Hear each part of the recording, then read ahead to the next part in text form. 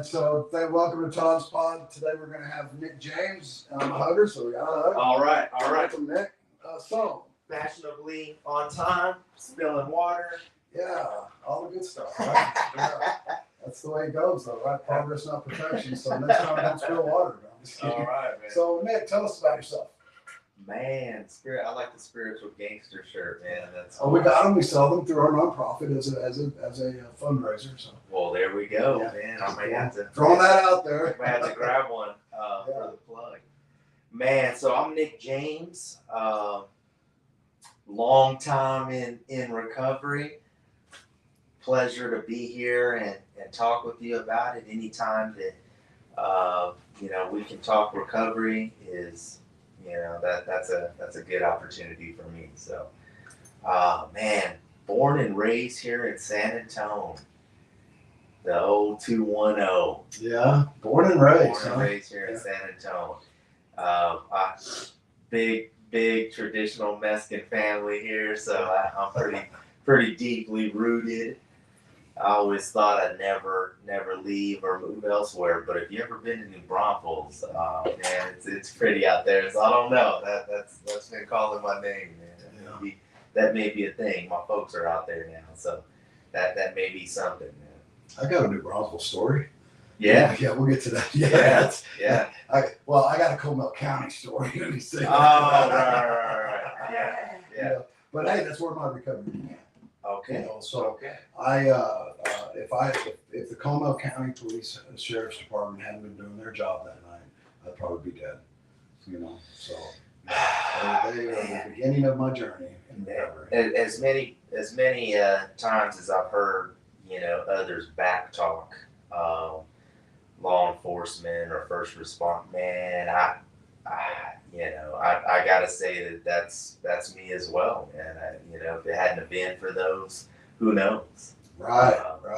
Who knows? So, hats off to all the blue line for sure. Definitely. Because we need them. Yeah. Well, one thing I tell them when I get the chance to sit and talk with an officer, I'll tell them straight up and say, look, you know what? Tell you and all your buddies, when you're driving down the road and you see that guy, you think, oh, he's just an alcoholic, he's just an addict, don't waste your time with him or anything. Sure. If they hadn't taken the time to arrest me, I'm sure I would be dead by now, right? Sure. And so I know that they get jaded a little bit themselves about the because you might arrest a guy. Deal with it every day. Yeah, you might arrest a guy 10 times, right? But who knows, on that 11th time, that might be his time, right? So just keep plugging at it, but I thank them all the time. And you're right. A lot of people give them a hard time, and before recovery, I gave them a hard. I didn't want them behind me. I didn't want them anywhere around me. Stay away. You guys are bad guys, but that's only because I didn't want them to interfere with my addiction. Sure. Those lights can be scary, if you're doing wrong. Right. But I guess if you're doing right, on the contrary, not so bad. Not so bad. It's like, pull me over. Come on, man. I'm legal. So I got a driver's license now. Ain't got nothing on me, man. I got nothing on me. Yeah. But a speeding ticket, what have you. And I go to in prayer a lot of times. And it sounds something like, help me with this, help me overcome, help me refrain from. And a lot of times I think God answers those prayers. I need the tough love discipline. The slap on the wrist doesn't usually work for me. Right. So, in those scary times where it's answered behind a jail cell, I needed it that day. Yeah. I needed it in that season. In order to humble me, to quiet me down, to sit me, alone with my, thoughts and go to prayer. And I'm like, man, I was praying for it. I didn't mean for this. I didn't mean for it to go like this, man. Is there a easier, softer way, perhaps? Should I tailor my prayers accordingly? And and I share that. With others in times that, you're going to pray and you're going to, want the blessing, but sometimes that means a hospital, a rehabilitation experience, Yeah. in order to, truly receive, what's on the other side. I had a million of those "Save Me Now, God" prayers, Yeah. right? Yeah. And I didn't know. I understand now, looking back. It's like it wasn't time for me yet. Yeah. He had other plans and other work to be done and other lessons for me to learn so that I could help others through those same lessons, right? And so I got stuck on the second step because it says in the second step, came to believe that our higher power could restore us to sanity, right? And when you read that, if you sat in a meeting and you read that, I didn't hear that. I heard would restore, right? Yeah. And so my sponsor's like, I got stuck on the second step. I'm like, no, I just can't. I can't buy that. I can't go there, right? And literally, I did not hear could. I heard would. And when I read it, I didn't read could. I read would. And one day, read that second step to me again, and I did. And I said would. And he said, it doesn't say would. It says could. And I said, well, I know damn well it could, but he won't. I asked him a million times, and he just won't. He said, not asking if he will. He says, could he? And I said, yeah, I can. So I was able to really slide past that second step at that point, which opened up the door for all kinds of things for me. I'm like you, though. I don't learn lessons easy. I'm very hard-headed, and I think that's. I think God understands that I need hard lessons. I need solid stuff. I can't say, oh, well, butterflies and unicorns today, it's great, because I need him to, because I remember I was in treatment one time and I was having a bad day and I sat down on these steps and I said, God, I just need one of those little miracles, man. Show me something, right? And a pigeon and a Tweety bird, and the sun was about right there. They flew straight up in front of me and I saw a big cross move across. And I heard, what about these? And I'm like, so it's things like that, and I'm so blessed, I believe, because he does that for me. If I he's very faithful to us if we'll be faithful to him. He always seems to come through and keep working on things. And so, how long have you been sober? Man, this time around, a little over 18 months. All right. And that's a thing. It is a thing. That's a thing, considering all the contributors to what you call being sober, because it wasn't just one thing. Yeah. It was a number of things. And it's been a 15, 16 year adventure, to put it easy, in exploring and, discovering what it takes. Yeah. And you mentioned those blessings of the birds, and I think in that tunnel vision mindset, I miss blessings like that. I don't even see it. Right. Versus a clear head, you get to see and appreciate and understand. Like, hey man, there's stuff out here, for me that I, just wasn't aware of. So this is the longest it's been, for me. So I'm grateful for that, and looking forward to tomorrow. Yeah, definitely. And you know what griped me at 18 months? I'd have to wait 6 more months for a chip. Yeah, I hated that. And then in 24 months, I'm like, man, I don't get one every year, But now I go to CA, you get one every month. Go to Celebrate Recovery, you get one every Friday. I've been to all of those. Yeah. I've been to just about all the A's there are. Yeah. I wanted to experience all kinds of recovery because, I am not just an alcoholic and I'm not just an addict. I'm a mixture of everything because I've probably been addicted to every drug there is, just what decade you want to talk about. Sure. And so I experienced most all of those groups. And so we all have the Opportunity Recovery Group. Okay. That is a group that I started a long time ago to bring people together. Like, for instance, if you had an AA person here and an NA person here and they're in the same dorm and they're having a bad day, they don't know each other. So I started this in a dorm setting at a place just because I wanted those people to be able to know each other, be able to lean on each other. And it has grown into such a unbelievable what God does when He does it, right? And so coming October 15th, we're actually opening up an inpatient recovery program down on 519 North Medina, which is real close to a place called Haven for Hope. What we noticed in San Antonio was we've lost 64% of the publicly funded beds for recovery. And so I don't know if you've noticed, but there's a lot more people on the street that are kind of going crazy and high and drunk. And so we're trying to kind of fill that need a little bit. And so I hear that there's a guy named Nick that said he's going to help me with my social media. Amen. Amen. If it's the least I can do, absolutely. Social media, if used properly, can be a great tool and a great reach, and even if they are on the street, somehow they find a cell phone and figure out a way to get access to social media, and also for friends and family out there who may know somebody in their circle that says they could benefit from this resource. So I'm super excited about that news of the opening. I think it'll be a step closer, absolutely, to helping our community. I try to spend as much time as I can down there, in that environment. My grandfather, on my mother's side, was homeless, died in the streets homeless, was an addict, alcoholic as well. So it runs thick in the bloodline on both sides. And so there's a special place in my heart for serving that needy community.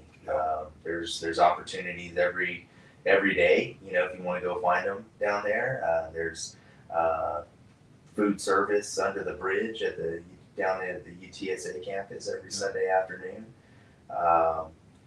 Some close friends of mine started Sober Society, which is a men's and now women's fellowship. For now, it's a coffee fellowship for people that are in recovery or just interested in learning about recovery. We call them sober curious. That's cool. And perhaps they're not quite ready for the A's meetings, and a 12-step program, but they are probing for what is this lifestyle like. So we're, 50, 60 members in now on the men's side. The women are probably going to supersede us. They're great at getting together and sharing feelings, all that stuff over men. But the Sober Society has grown and developed into some great, friendships. So they are going to be pleasantly surprised to be a part of this service opportunity as well. Yeah. And we're looking for ways to be of service to the community. So when do y'all meet?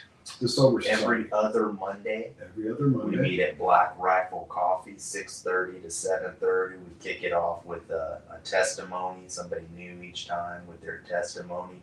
And then we just bounce off of that, after the share, and, how we relate.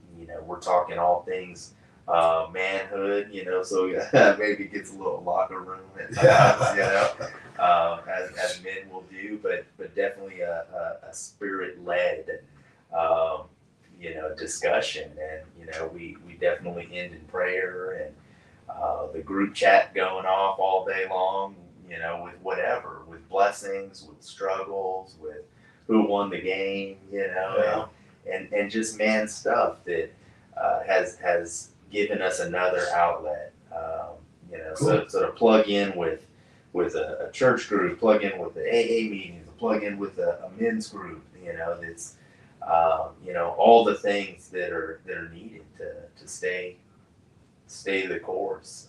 So you guys are going to have some help. Cool. We got some an army of men that want to be of service. Yeah. I remember the first time I heard you share. I'm like, I got to get to know that guy because I like the way you share. I like your view of recovery. And so I have a question for you because there is something about you that people may not know, and you're going to get to talk about it because I'm going to ask you about it. What did you start doing during COVID? That was an excuse. Okay, well, let's hear about it. Let's hear what that was happened an there. excuse. Nothing to do, nowhere to go. No one's gonna see me, or smell me or hear me, or so. I may as well just use this as an excuse to take a little vacation from responsibilities and priorities, and that was a tough one. COVID was a tough one. Didn't you start cooking though? I utilized cooking as a way to earn, for sure. Yeah. Because people had a need, Mm-hmm. but it was also I'm alone. Yeah. How much trouble can I get in without people knowing? Being alone, and I think the blessing of cooking is I needed a way to feel good, for people to make me feel good. Yeah. Because I wasn't happy with myself or my choices or my mindset, then I wanted to utilize any opportunity to get a compliment, man, to get a hug, to get a high five, even though you're not supposed to be hugging in COVID. Yeah.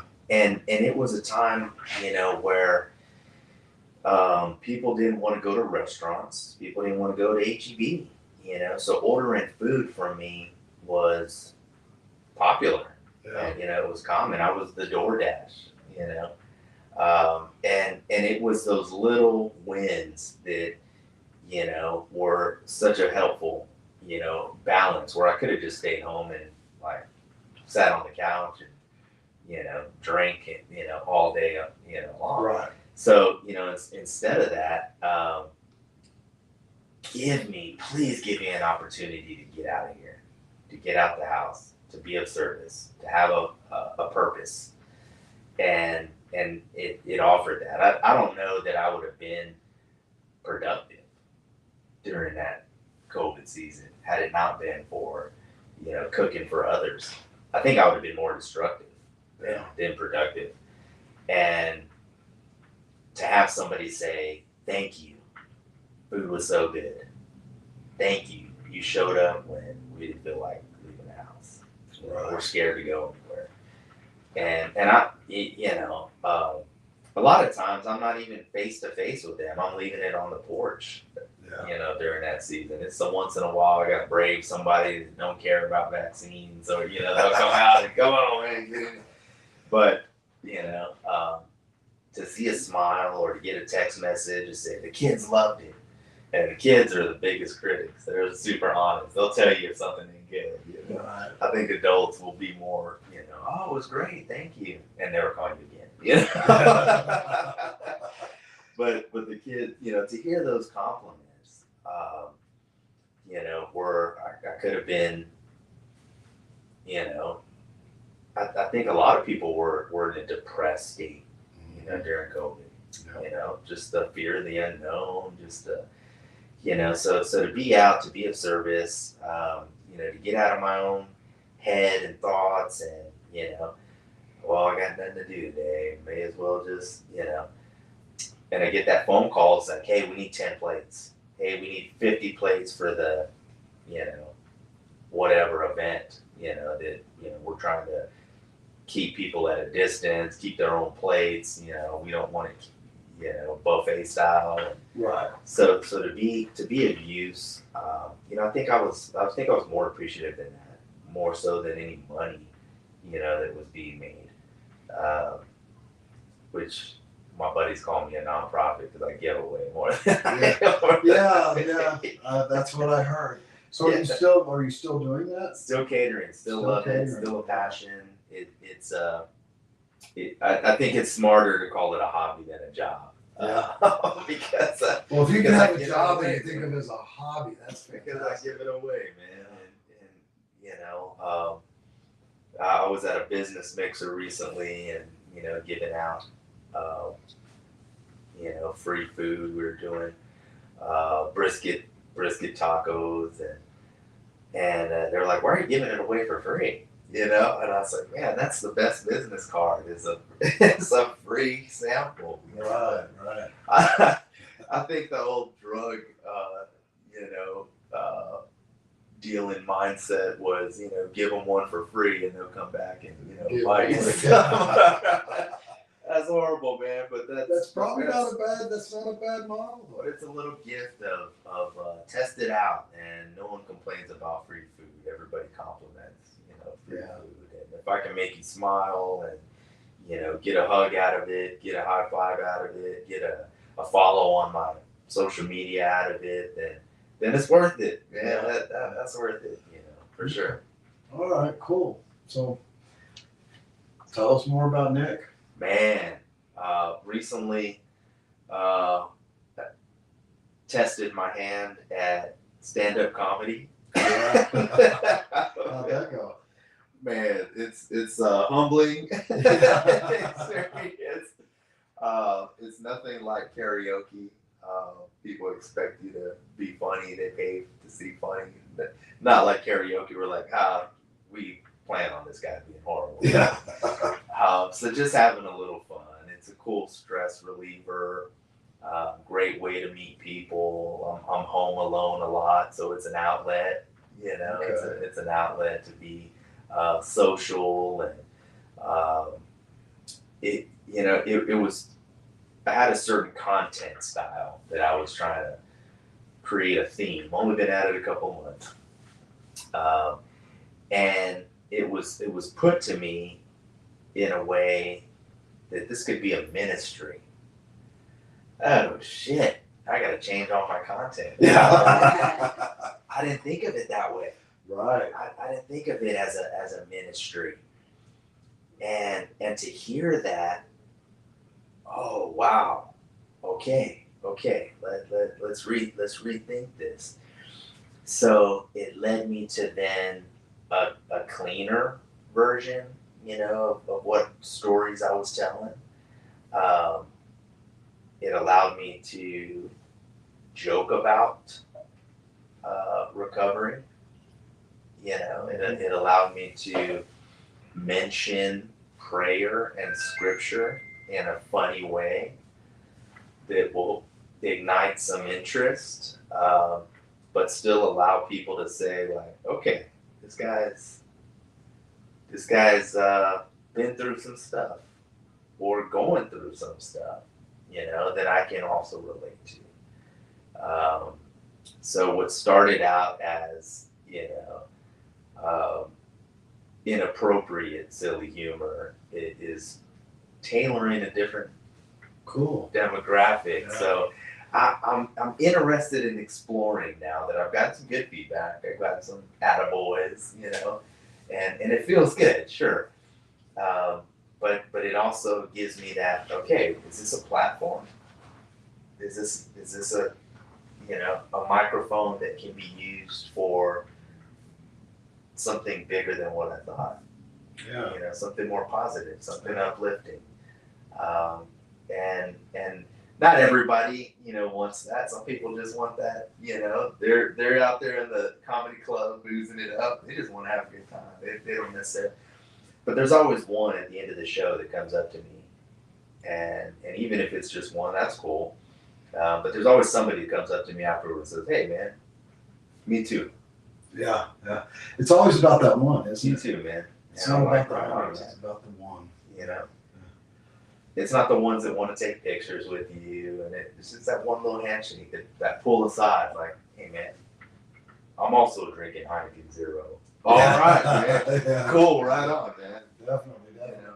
So put you on the spot. So you're gonna have to come down and do a show down at our new place when we get opened up, and You the know, guys need a break. Will you come out and give us a little bit? absolutely, fun. man. Because if I heard anything, you know, over the years in the rooms, it's we're not a glum lot, and what that means to me, because we don't talk like that nowadays. You know, that's Right. book talk, but what that means to me is you can have fun and be in recovery regardless of your circumstance. I've laughed in the rehabs, I've laughed in the hospitals, I've laughed in the jail cells where that's not a place you think laughter would be. Yeah, yeah. Well, traditionally, people in their mind, they think of those meetings as all really, just sitting there, pissed off. meeting out pissed off and angry. But like you, I find joyful happiness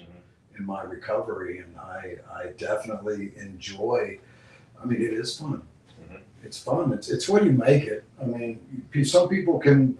Yeah, I feel bad for people that white knuckle their way through things because I don't think that's very fun. It's hard. It's got to be hard. Been there, it's hard. Yeah.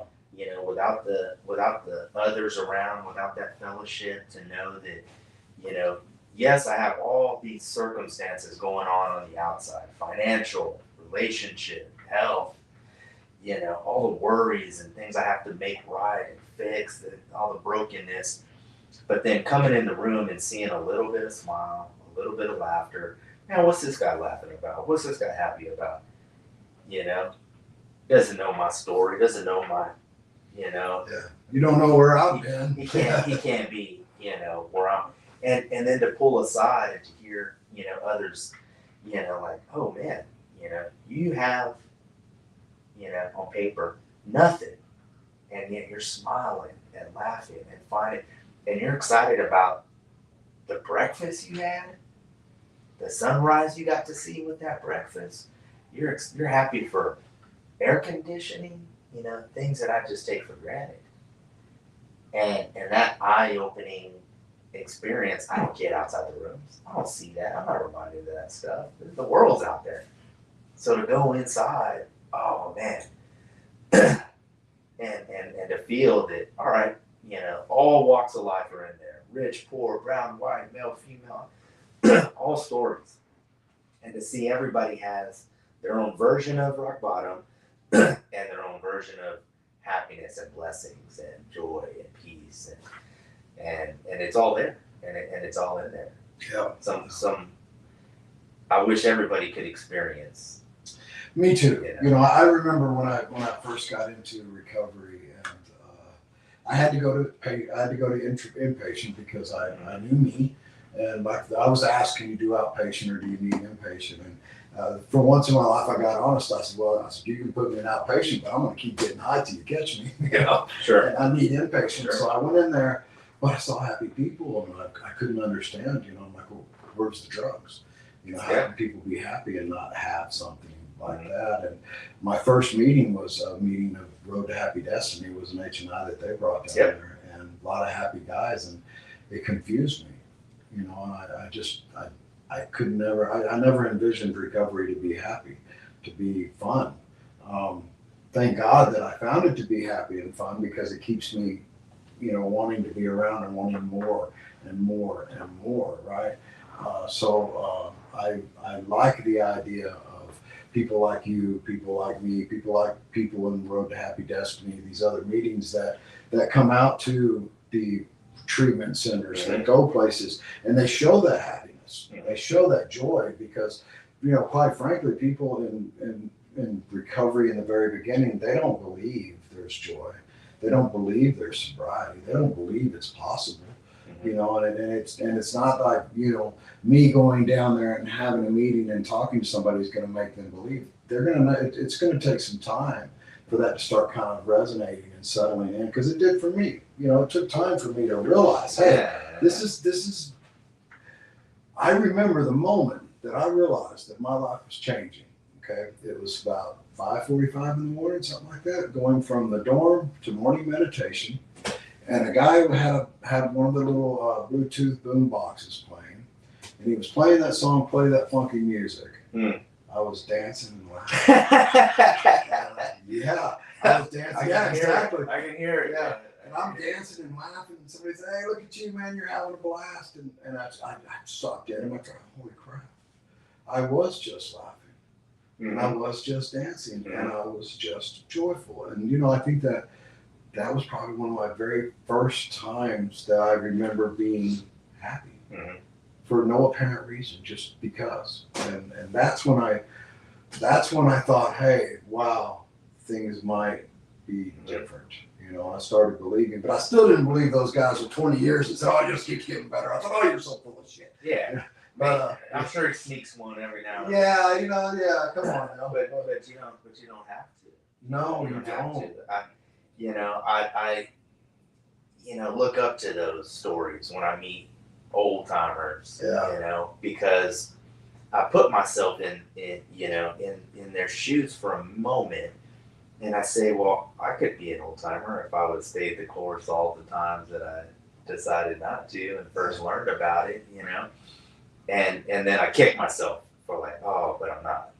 You know, and you gotta be honest, and that's a hard one. You know, when you're doing wrong, to be honest.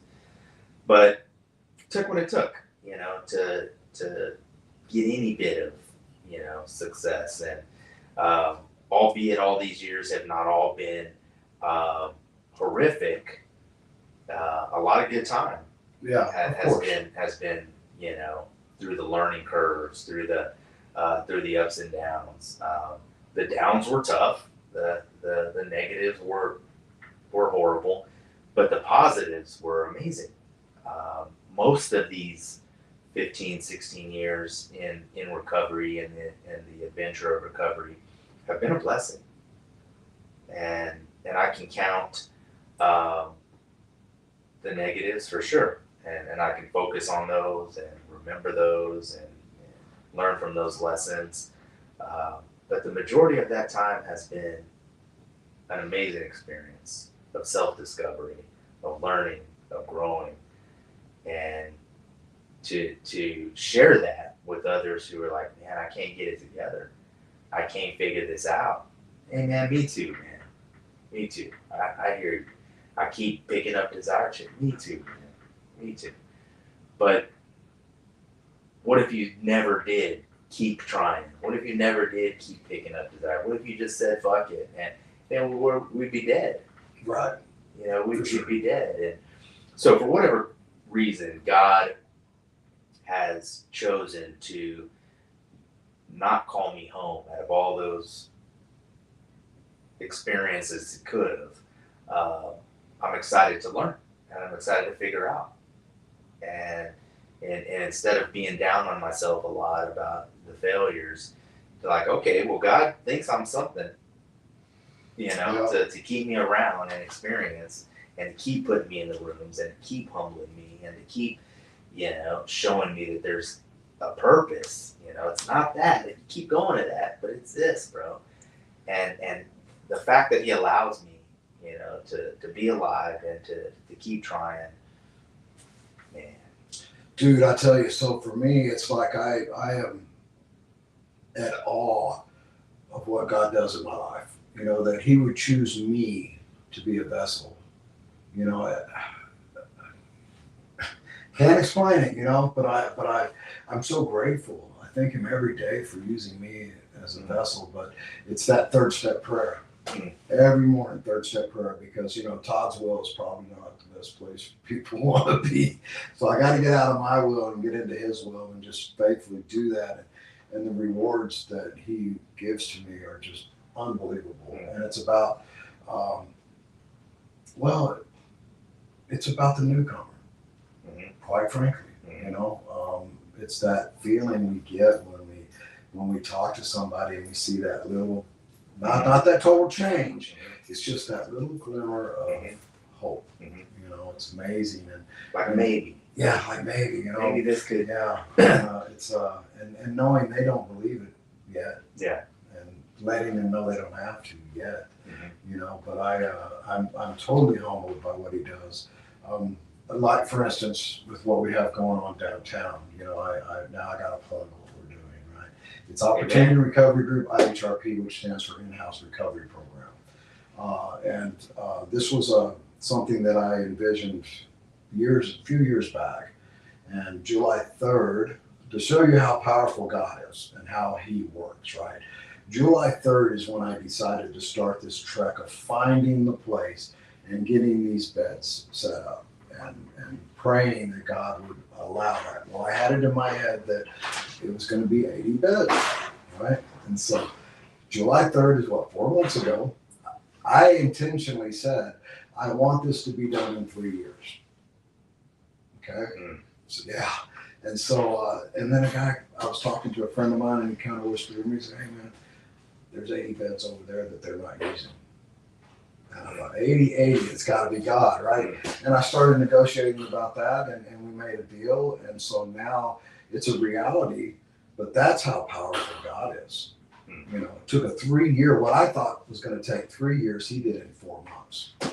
You know, you just can't make that stuff up, you know? So that being said, we do need people to help. Yeah. We need people to come down for H&Is. We need sheets, pillows, hygiene stuff.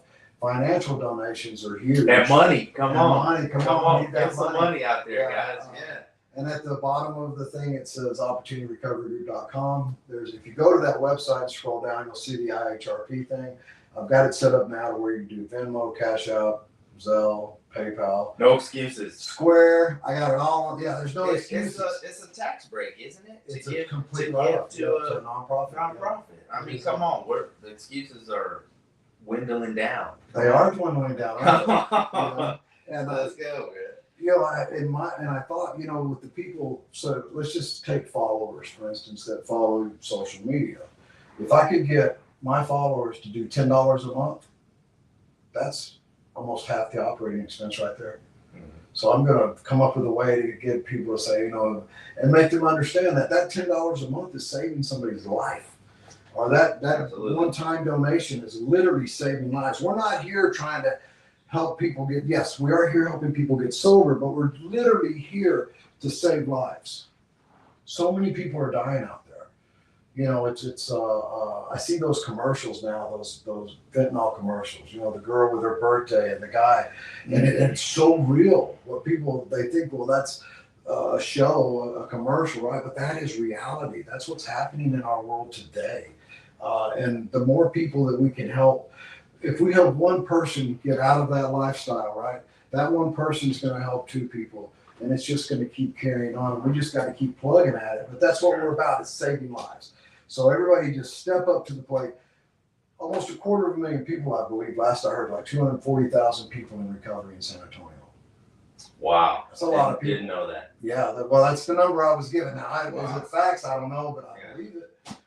There's a lot more of us out there than people realize. Oh, there's 100 meetings just on the app. Yeah. If you download the meeting app on it. So that shows the magnitude. We know our meetings, but that shows the magnitude of stuff you don't even know about. Oh, I talk recovery to everybody, right? Yeah. So my granddaughter's 18th birthday. We went to the nice restaurant downtown, took her down there to eat and everything, and I talk recovery with everybody. Mm-hmm. The waitress comes around, and me and her start talking a little bit, right? And my granddaughter, my whole family, you know, because, you know, I talk to everybody just that way. Is it awkward? Yeah. And Yeah. she's like, "Man, I'm in recovery Here he too." goes. Oh, yeah. And I'm like, "Yeah," you know, yeah. And you would be surprised Sure. how many times people, "Oh yeah, me too," you know. And it's You're so seeing cool. a lot of stuff in the media, celebrities, you know, people we look up to, and you know Hollywood, you know, that are proudly discussing it. Yes. On their TikTok outlets, on their, you know, I never, maybe it's because I'm paying attention, right? But I never remember sobriety being a cool thing Right. to talk about and watch on TV, on podcasts, on, you know, on outlets, and so many, you know, celebrities that I follow that I like their stuff, I like their work, are talking about their journey. And maybe they're, you know, proud and loud about it, or maybe they're just matter of fact, like, oh yeah, by the way, I'm sober. Oh yeah, it's over 15 years. Yeah, you know, it's just kind of like it's not something I get into, but yeah, it's my thing. Like, oh wow, what? Yeah. You know, damn, you're so funny on stage, you're so funny online. We just assume you're a party animal. No, Exactly. no, that's my role, you know. Yeah. Eminem, for instance. So to watch that stuff, you know, it's like, whoa, what? I thought you were this street thug. Yeah. And you're following, you know, God's plan for you, you know. I don't know anybody in recovery who doesn't have a faith walk of some sort. Right. And it doesn't have to be mine. It And just has to be any kind of. to hear theirs is You know, it is also, you know, it wasn't always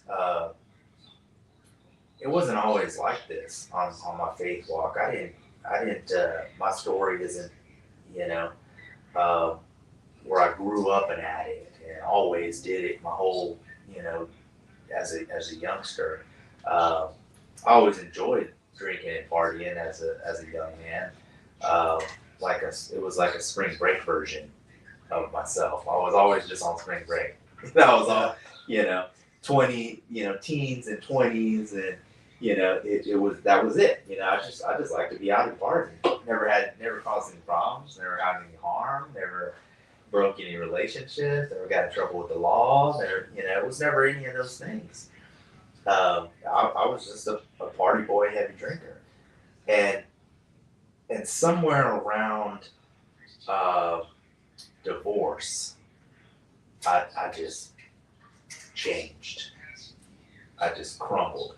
Yeah. And that's when I realized, like, oh shit, I'm an addict. I'm an alcoholic. This is a real thing, not just something people say. Right. Like, hey man, I think you maybe need to cut it back, or you drink a little too much, or Right. you did or said this, and then, you know, whatever. And somewhere around that mental health change, um, you know, I was 35 when I really started to downhill spiral in heavy circumstance. I mean, you name it. The chaos was just year after year, just hitting and hitting and hitting. When I first went into recovery rooms, um, you know, maybe the court said, you know, hey, why don't you go check this out? I'm like, whatever. Everybody's old and, you know, smells like Marlboros and talking about horror stories. I don't have that problem, none of that has happened to me. So I know this isn't me. None of this stuff happened to me. So I'm not one of you guys. I'm just here to get the ticket or whatever. Right. Get this paperwork signed. But then year after year, that story became mine. That story became mine. That story became mine. And all those rock bottoms that people had experienced, I was now experiencing. Now I had lost all those things that everyone else was telling me was gonna happen. Yeah. And I'm like, not to me, man. I got a job. I got it, you know. And it did. And it took that life experience of being a husband, being a dad, having a home, something that I've worked my whole life to get, you know, and had for decades. And to lose that and change that, it just created this, oh no, shit, what am I gonna, now I'm alone, now I'm single, now oh my God, you know, let's really party. Let's really drink. Let's really go out and hit the streets. And it took a lot of years of therapy, a lot of exploring, a lot of AA, a lot of, you know, different churches, different church experiences, retreats, and you name it, to really get out of that, you know, like, hey, you have a new life. It is what it is. You can't change this stuff. You got to push on to what your new life is going to be. And if that old life sees any of this development in you, great. If it doesn't, it wasn't, you know, it wasn't supposed to. And to get closer with God, to get closer with the walk, to get closer with other men, oh, what a blessing. Because I would not have had this close relationship, I don't think, with God had I not had all those hardships. Right. Had I not experienced all that negativity, all that hurt, all that pain, all that brought me to him, that said, all right, man, you went through some seasons of struggle, you know, but at 45 now and forward, there's some other stuff going on out there for you. There's some other purpose. Guys need you downtown talking at IHRP. Guys need you, you know, in recovery meetings to share and to showcase that there's a way outside of those years of destruction, you know, that transpired for you in your life, and your story can be something that is helpful for another. So Oh yeah. I believe that, man. I'm thankful for that. I'm thankful for you and this All right. opportunity, man. Well, thank you, Nick. So So we got to close it down a little bit here. Yeah. But I'm going to have you back again. Come I on. enjoy these Let's go. conversations. Tell the world what you want the world to know, and however many seconds or less. Wrap it up, bro. No, You know, I think what I would want to hear, from others, that there's a possibility. There is a way out. There is hope. There is love. If your heart is still beating, then there's some love inside of it, and someone else is going to appreciate that. So keep trying, keep showing up, get yourself surrounded with other people that are doing what you want to do, and living a life that you want to have, and you too can emulate that. All right. Well, again, thank you again, man. Man. So, and again, I want to tell everybody, October 15th is going to be the open house for the IHRP, which is Wow. a house recovery program. We need your help. I definitely, like Nick said, we need your money. What's the cash app? What's the cash app? It's ORG Todd, TOD. There you go. And they can do that, or go to the website. They're all on the website. There we go. Hit that website. All right, cool. Thank y'all very much for tuning in. Y'all have a great week. Awesome. I loved it. First time on a podcast.